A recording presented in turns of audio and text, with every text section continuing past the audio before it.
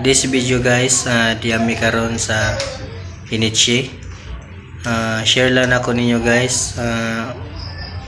Mao ni siya guys ang igsuon sa akong mother-in-law guys, no. So makita ninyo guys sa video, 2 months na ni siya guys na naging unani siya, no. Ang yang kabutang karon is dili na siya kalakaw. So morning niya kabutang guys, no. Nagsige na lang siya ginigda. Then bali kini siya guys, wala na ni siya iba na, di na siya anak. Then wala diri karon, which is tuwa karon sa Manila.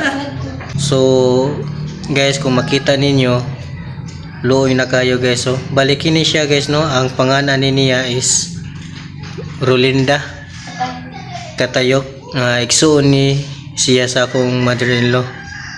So kung nakita ninyo kini nga video, inawagan ko, no, sa mga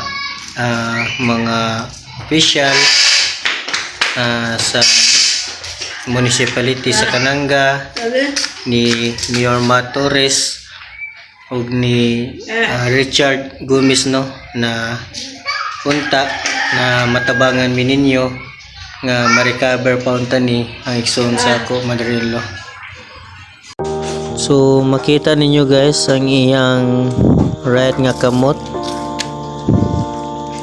ug ang iyang left. So, makita ninyo guys, no, na niwang nakaayo iyang kamot. Then ang iya pong pikastel sa left side nihubag na pod.